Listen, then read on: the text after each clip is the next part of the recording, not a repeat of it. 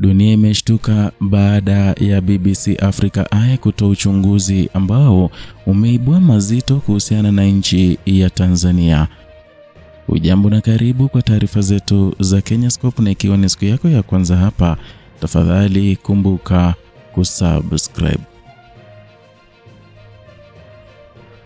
Kile kilichovunja ukimya wa Tanzania leo si kauli za wanasiasa, bali ni miili iliyotoweka, sauti zilizokatika ghafla na walionusurika wakisimulia mateso ambayo yamepangwa kwa ustadi. Na katika kipindi ambacho dola inakana, ushahidi wa wangu unaonyesha mtiririko ulio na mantiki ya operesheni unaoenea kutoka miji mikuu hadi mipaka ya mbali, na unaolenga yeyote anayejikuta upande unaochukuliwa kuwa hatari kwa mamlaka. Hii si hofu ya kawaida, ni hali ya uoga inayotengenezwa, inasimamiwa na kuhalalishwa kwa kina na vilevile kwa kimya cha taasisi. Taarifa zilizokusanywa na uchunguzi wa BBC Africa Eye zinaweka hadharani simulizi za kwanza kabisa za waliotekwa na kuteswa, zikionyesha mkakati unaoendelea wa kuwatisha wanaokosoa serikali ya Samia. Rekebisho la kumbukumbu, maelezo ya kwanza ya matukio na ujenzi wa upya wa mazingira ya utekaji vinaonyesha jinsi vitendo hivi vinavyofanywa kwa kasi, ukatili na mpangilio unaozua maswali makubwa kuhusu nani ana uwezo, nani analindwa na nani ananyamazishwa. Hapa ndipo simulizi binafsi zinakutana na picha kubwa ya utawala. Kwa wanaharakati wa haki za binadamu, kutoweka kwa nguvu si jambo jipya katika historia ya Tanzania ya kisasa. Kilio kimebadilika tu kwa kiwango cha ujasiri na kwa ujasiri. Maria Sarungi ambaye ni mwanaharakati anayetambulika kimataifa, anaeleza mazingira ambamo waathirika hawako tena tu miongoni mwa wanahabari au wapinzani mashuhuri, bali watu wa kawaida wanaojikuta upande mbaya bila maelezo. Utekaji unaelezwa kuwa wa haraka na wa kikatili, ulioratibiwa na usiojali utu. Mantiki yake ni rahisi: kumvunja mtu mmoja ili kuwatisha wengine wengi. Tarehe 18 Mei mwaka 2025, tukio lilotarajiwa kuwa la mshikamano wa kikanda lilibadilika kuwa ishara ya udhibiti wa mipaka na uoga wa dola. Wanaharakati wa haki za binadamu kutoka Afrika Mashariki walisafiri hadi Tanzania kuhudhuria kesi ya kiongozi wa upinzani ambaye ni Tundu Lissu. Wengi walizuiliwa na kurejeshwa walipowasili uwanja wa ndege, hatua iliyoashiria msimamo mkali dhidi ya uangalizi wa nje.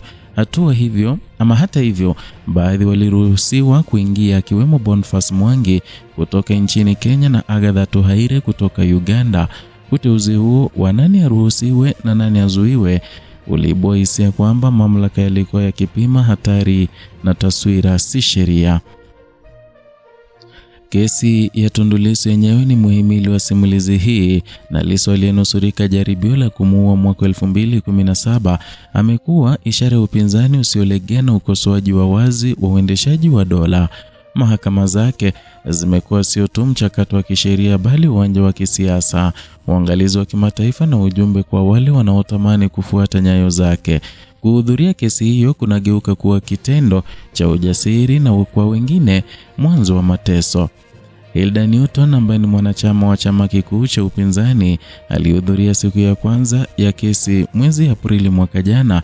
Alikamatwa na akaeleza baadaye jinsi alivyoshawishiwa kusaini fomu ya dhamana kwa ajili ya kusudiwa kuondoa uwajibikaji wa waliomshikilia.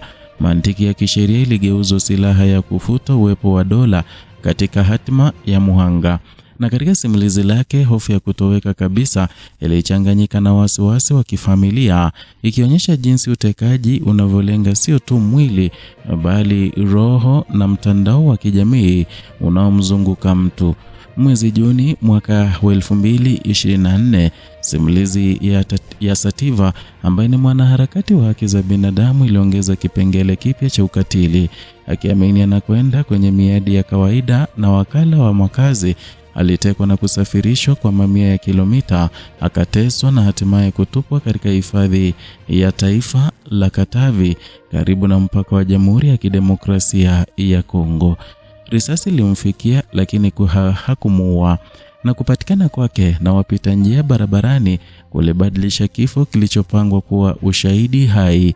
Jiografia ya tukio hili inaonyesha uwezo wa operesheni kuvuka maeneo mengi bila kizuizi, ikimaanisha ufikiaji rasilimali na ulinzi. Athari za muda mrefu kwa walionusurika zinaonekana katika majeraha ya kimwili, msongo wa mawazo na maisha yanayovunjika. Lakini pia kuna athari ya kijamii inayokusudiwa na jamii nzima kujifunza kunyamaza.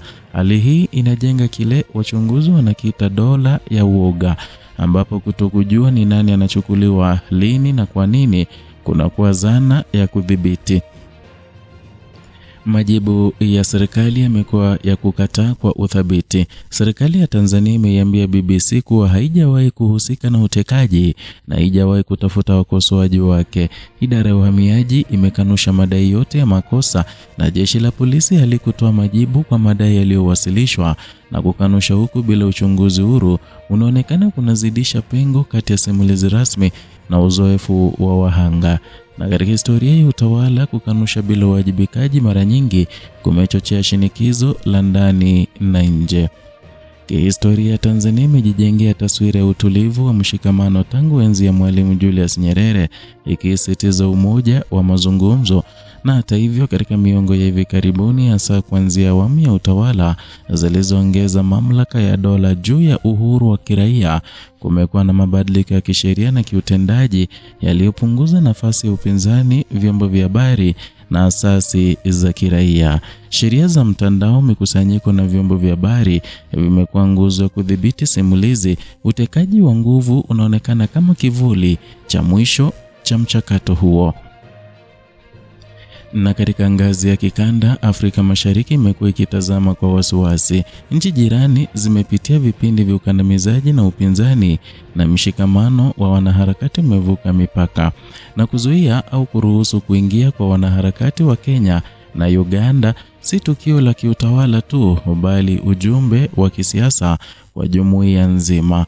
Kimataifa, wafadhili na mashirika ya haki za binadamu yamekuwa kifuatilia mwenendo wa haki za binadamu nchini Tanzania, yakilinganisha ahadi za mageuzi na vitendo vinavyoonekana.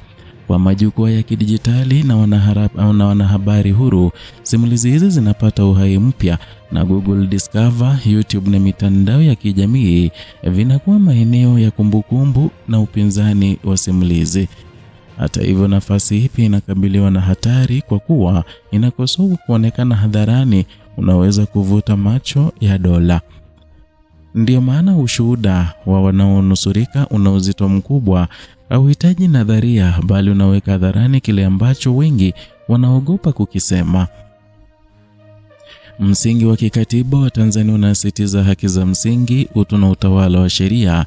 Utekaji wa nguvu, kuteswa na kutoweka bila alama zinavunja misingi hiyo moja kwa moja, na bila uchunguzi huru, bila uwajibikaji wa wazi na bila kurejesha imani ya umma, pengo kati ya katiba na uhalisia linaendelea kupanuka.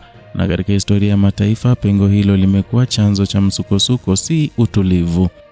Kimya cha taasisi kina gharama, na kila kisa kinachokanushwa bila kuchunguzwa kinakuwa funzo kwa wanaotekeleza ukatili kwamba wanaweza kuendelea. Na kila sauti inayonyamazishwa inaleta ujumbe kwa vijana kwamba ujasiri una adhabu, na kila jamii inayokubali uoga kama kawaida inapoteza uwezo wa kujirekebisha kwa amani. Mwisho wa simulizi hili hauko kwenye ukurasa wa uchunguzi wa televisheni, bali kwenye mwelekeo wa taifa. Na Tanzania inasimama kwenye makutano ambapo inaweza kuchagua uwazi, uwajibikaji na kurejesha heshima ya haki, au kuendelea kuruhusu uoga kuwa lugha ya siasa. Ukimya, hofu na kutochukua hatua vinaweka urithi mzito kwa vizazi vijavyo.